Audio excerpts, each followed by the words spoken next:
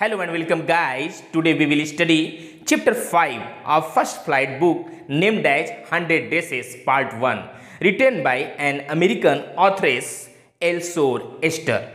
Friend, आइए देखते हैं what is the summary, what is the overview of this lesson through these 5 important characters. Okay? Friends, यहाँ पर सबसे पहले हम जो मेजर करेक्टर है उसके बारे में देख लेते हैं। मेजर करेक्टर फ्रेंड इसमें स्पेशली 3 मेजर करेक्टर है और 2 मिनर करेक्टर हैं।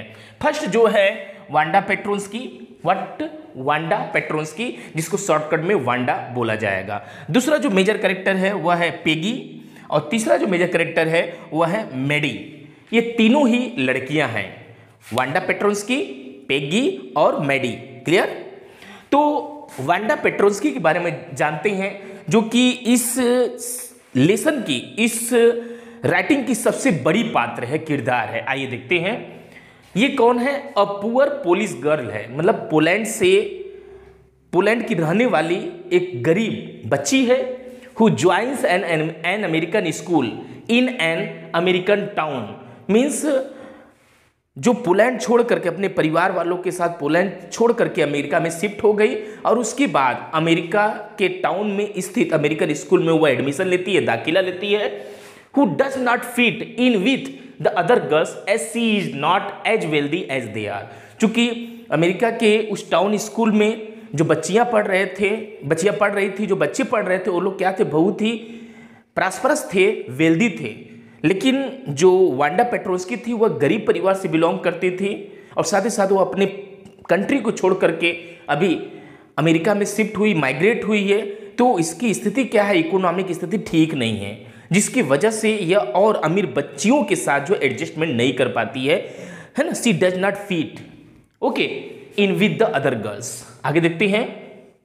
She is a new student in room number 13, और जिस क्लासरूम में बैठ करके वो स्टडी करती है, उसका चूंकि एडमिशन हो गया है अमेरिकन स्कूल में, तो उस कंडीशन में वो उसको रूम नंबर 13 दिया गया। रूम नंबर 13 में वो अपने क्लासमेट्स के साथ पढ़ती है। ओके, आगे देखते हैं दूसरा point. The other girls of new school teach her about her speech and clothes, है ना। मतलब कहने मतलब है, जो दूसरी लड़कियां हैं अमेरिका की स्कूल की जो दूसरी लड़कियां हैं, वो क्या करती है, इसको बार बार चिढ़ाती रहती है, टीच करती रहती है। क्यों चिढ़ाती हैं? क्योंकि इसकी जो स्पीच रहती है वह थोड़ी सी मतलब अनडाइजेस्टेबल होती है, जो कि डाइजेस्ट न होने पाए उस टाइप की बात होती है। और साथ ही साथ जो कपड़े को लेकर के जो बात बोलती है, उस पर जो अमेरिकन लड़कियां हैं वो क्या करती है, इसको टीच करती रहती, चिढ़ाती रहती है। स्पेशली जो है पेगी और मेडी, ये दोनों लड़कियां उसको चिढ़ाती रहती हैं। ओके, एज सी ऑलवेज ओर अ फेडेड ब्लू ड्रेस, वह हमेशा जो है एक फेडेड ब्लू ड्रेस पहना करती है। That never been iron properly, जो कि ठीक से आयरन भी नहीं होता है, मतलब सिकुड़ा जो फेडेड ब्लू ड्रेस होता है उसी को पहन करके डेली स्कूल जाया करती है।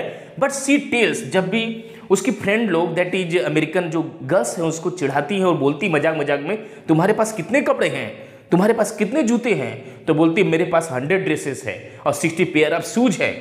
तो उसके जानने के बाद लड़कियां जो है, स्पेशली मेडी और पेगी, बोलती हैं ओ देख, उसको देख, और एक ही डेली कपड़ा पहन करके आती है, फेडेड ब्लू कपड़ा पहन करके आएगी, ब्लू ड्रेस पहन के आएगी, जो ठीक से आयरन भी नहीं रहता है, और बोलती है मेरे पास 100 ड्रेस है, वो भी अलग अलग वैरायटी के ड्रेस है, और साथ ही साथ 60 पेयर्स ऑफ शूज है। एक ही मडी शूज को पहन के वो डेली आती है और इस तरह से बोलती है। उसको शर्म नहीं लगती, देख कैसे बोलती है। इस वजह से वो उसको चिढ़ाया करते थे, उसका मजाक बनाया करते थे। ओके,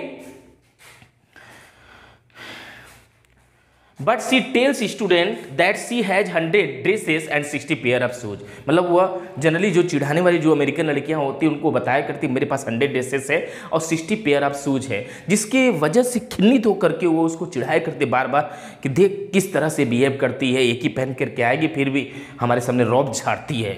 उसके बाद देखिए आगे, मैं चूंकि अभी मैं कैरेक्टर स्केच कर रहा हूँ वांडा पेट्रोन्स्की के बारे में बतला रहा हूँ।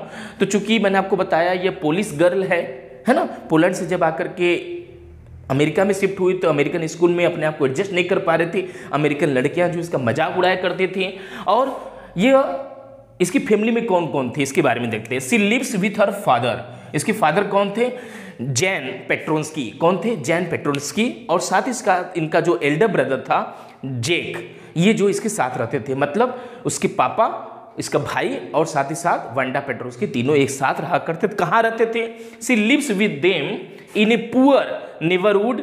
जगह का नाम क्या है? बोगिन्स हाइड। बोगिन्स हाइड में अपने मतलब पड़ोस के मतलब इन ए पुअर नेबरहुड में रहा करते, जिसका नाम क्या था? Boggins Heights. वहाँ पर ये रहती थी। And came to school walking with muddy shoes.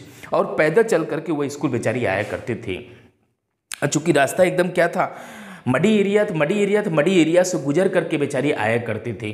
तो स्कूल में सब भाई, अमेरिकन स्कूल में सब अच्छे अच्छे कपड़े पहने, सब अमीर घर के रईस दिख रहे हैं, बेचारी गरीब है। वो क्या करती थी? आती थी धीरे से रूम नंबर 13 था, उसके एकदम लास्ट सेकंड लास्ट में जाकर के बैठ जाया करती थी। ओके, और एक ही ड्रेस पहन के बेचारी डेली जाया करती थी।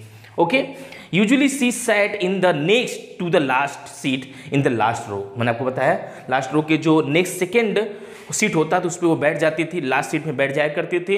Where the rough boys who did not make good marks sat. मतलब वहाँ पर वो बच्चे बैठा करते थे, वो लड़के बैठा करते थे जो कि क्या थे? रब बॉयज थे, जो कि पढ़ाई में अच्छे नहीं होते थे।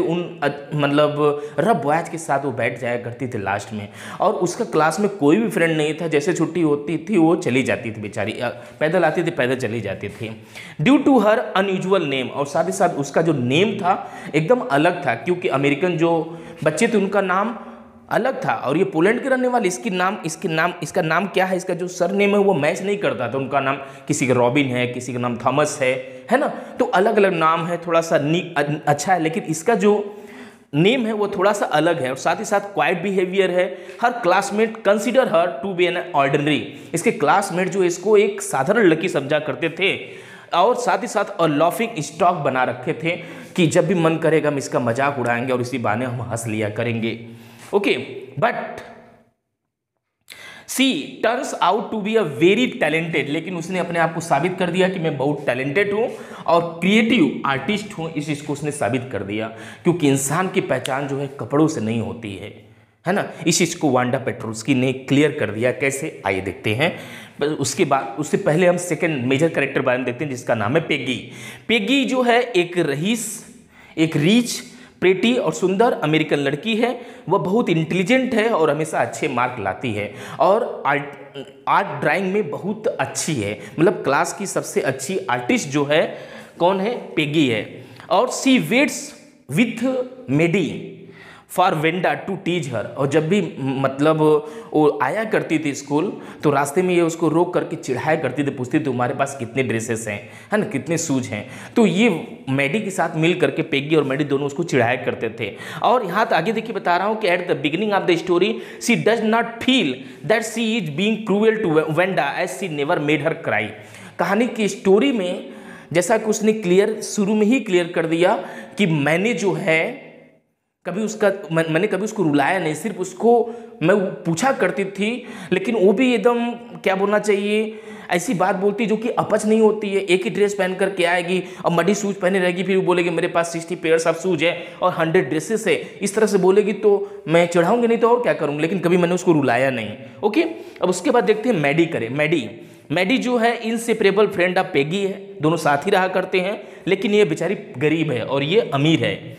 सी टीजेज वांडा, और ये बेचारी जो है वांडा को पेगी के साथ मिलकर वांडा को चिढ़ाया करती है, क्योंकि इसको लगता है कि यदि मैं नहीं चिढ़ाऊंगी वांडा पेट्रोस्की को तो लोग मुझको चिढ़ाएंगे। क्यों ऐसा था? क्योंकि ये बेचारी गरीब थी और एक क्लोज फ्रेंड थी किसकी? पेगी की। तो पेगी के जो है जो क्या बोलना चाहिए पुराने ड्रेस होते थे वो इसको बेचारी पहना करती थी, और उसकी ज़रूरत की चीज़ जो है पेगी इसको दिया करती थी। तो इसको लगता था कि मैं तो पेगी का कपड़ा पहनती हूँ, कभी भी लोग जो है मुझे चिढ़ा सकते हैं, तो इससे बढ़िया है कि पेगी के साथ मिलकर मैं भी उसको चिढ़ाऊँ। लेकिन अंदर से बेचारी क्या थी? चिढ़ाना नहीं चाहती थी, है ना, थोड़ी सी सिंपैथेटिक थी ना towards Wanda Petronski. She waits Wanda to teach but bothers to make fun of Wanda. जैसे मैंने आपको बताया कि वांडा का मजाक उड़ाने से पहले इसको अंदर से क्या होता है, एक मतलब क्या होता, तो कोसता था कि मैंने गलत किया, लेकिन बेचारी मजबूर थी, इसलिए मिल करके इसका साथ देती थी टीजिंग करने में। अब देखिए बोलते हैं किसी को हमको अंडर एस्टिमेट नहीं करना चाहिए, है ना। तो इस चीज़ को कैसे प्रूव किया गया? इनकी जो मैडम थी, इनकी जो क्लास टीचर मैम थी, नाम था miss mason. Okay, miss mason ने जो है एक कंपटीशन जो है कंपटीशन रखा, बॉयज के लिए अलग, गर्ल्स के लिए अलग। क्योंकि बॉयज जो है रूम नंबर 12 में रहते थे और गर्ल्स रूम नंबर 30 में रहा करते थे। तो इन्होंने क्या है कंपटीशन ऑर्गेनाइज किया। क्या कंपटीशन ऑर्गेनाइज किया था कि बॉयज लोग के लिए एक डिजाइन तैयार करना होगा for an outboard motor. Motor का जो आउटबोर्ड मोटर का जो आउटबोर्ड है उसका जो है डिजाइन तैयार करने का कंपटीशन रखा गया बॉयज लोग के लिए। और गर्ल्स लोग के लिए उन्होंने क्या रखा, ड्राइंग कॉन्टेस्ट रखा कि जो सबसे अच्छा जो है ड्राइंग बनाएगा उसको मैं पुरस्कृत करूंगी, और साथ ही साथ जो सबसे अच्छा डिजाइन मोटर का बनाएगा आउटबोर्ड मोटर का उसको मैं पुरस्कृत करूंगी। ठीक है, तो सारे बच्चे लोग तैयारी में लग गए। ठीक है, स्पेशली यहाँ पर हम बात करेंगे क्या कहते हैं ड्राइंग कॉन्टेस्ट की बात करेंगे।